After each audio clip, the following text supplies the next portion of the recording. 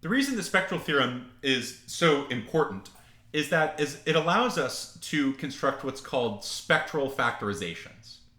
So the three parts of the spectral theorem can be summarized in one elegant matrix factorization.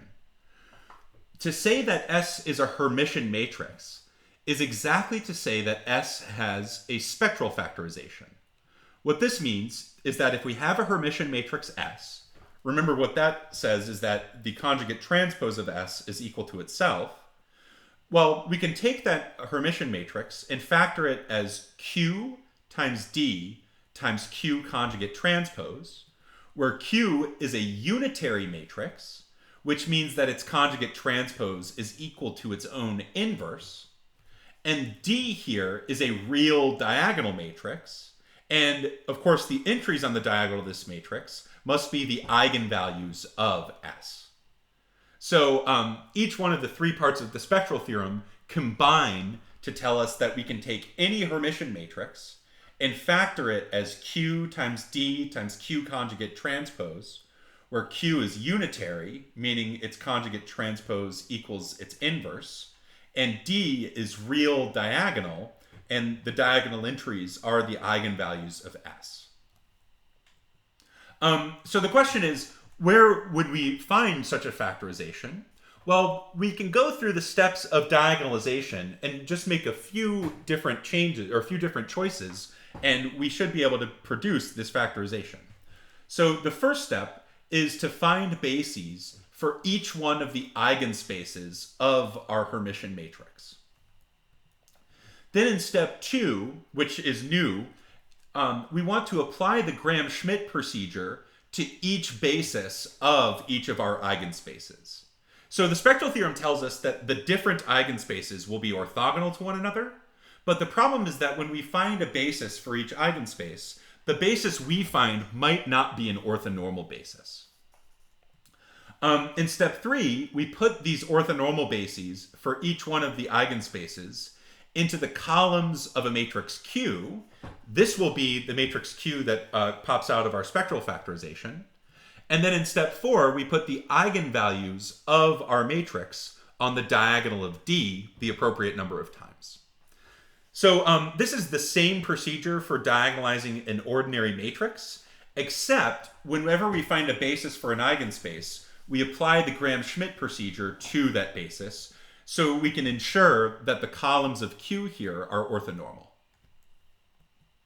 So let's look at an example where we apply this procedure.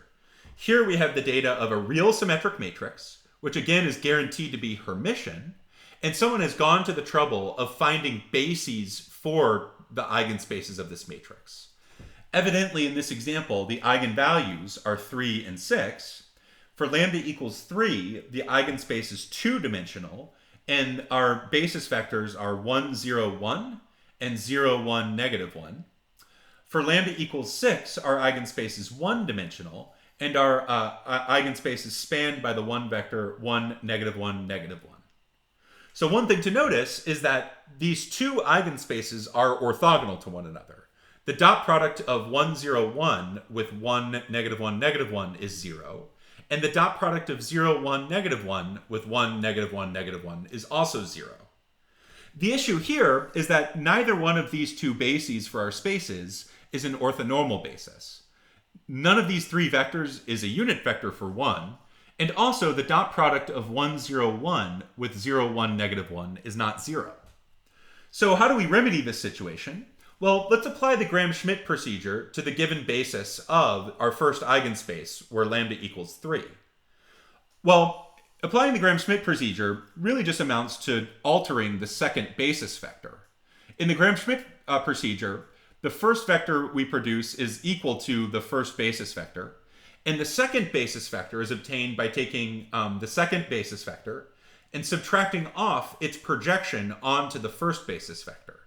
In this case, we end up with the vector 1/2 multiplied by 1, 2, negative 1. So now we can take the data and construct our spectral factorization. So the spectral factorization arises as S equals Q times D times Q conjugate transpose. Well, the first column of Q here will be the normalization of the first basis vector for our eigenspace. So the normalization of 1, 0, 1 is 1, 0, 1 divided by its own length, and the length here is root 2. Then in D, so that becomes the first column of Q, and then the D will be home on the diagonal to the corresponding eigenvalue, which is 3. And then the beauty of a spectral factorization is that we don't have to invert Q, we only have to take its conjugate transpose. And since everything inside of Q so far is real, to conjugate transpose means we really only need to transpose. So the first row of Q conjugate transpose is the same as the first column of Q. Now let's look at the second column of Q. The second column of Q will be the normalization of the basis vector we produced by applying Gram-Schmidt. So this will be the normalization of the vector 1, 2, negative 1. So 1, 2, negative 1 has length root 6 because 1 plus 4 plus 1 is equal to 6. So the second column of Q is 1, 2, negative 1, all divided by root 6. The corresponding eigenvalue here is still equal to 3, so 3 goes in the next diagonal entry of D. And then the next row of Q conjugate transpose is the same as the second column of Q. So that completes the part of the diagonalization where we're accounting for the eigenspace where lambda equals 3. For the last column, we're going to look at the normalization of the eigenvector for lambda equals 6. Well, the eigenvector where lambda equals 6 is 1, negative 1, negative 1. So let's normalize that vector. This vector has length root 3. So we take 1, negative 1, negative 1 and divide by root 3. Here, the corresponding eigenvalue is equal to 6. So 6 goes in the next available diagonal entry of D. And we can complete the spectral factorization by placing the last column of Q as the last row of Q conjugate transpose.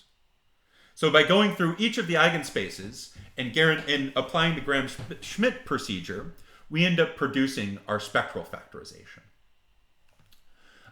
Let's look at another example where the matrix is not real symmetric, but it is Hermitian. In this example, we have a 2 by 2 Hermitian matrix. So we shouldn't be surprised to find that the eigenvalues are real. Here the eigenvalues are 1 and 4. And the eigenspaces are given to us. The eigenspace where lambda equals 1 is spanned by 1, negative I minus 1. And the eigenspace where lambda equals 4 is spanned by the vector 2, I plus 1. Well, how do we take this data and produce a spectral factorization? Well, we know it will be of the same form. S will ultimately equal Q times D times Q conjugate transpose. Where will we get the first column of Q? Well, we'll look at our first eigenspace here, which has one eigenvector. And the only thing we need to do here is normalize the eigenvector.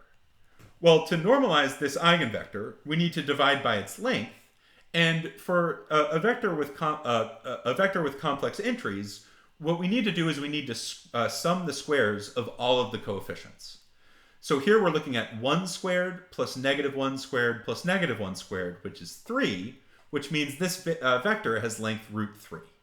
So the first column of Q will be 1, negative I minus 1, all divided by root 3. And the corresponding eigenvalue here is 1.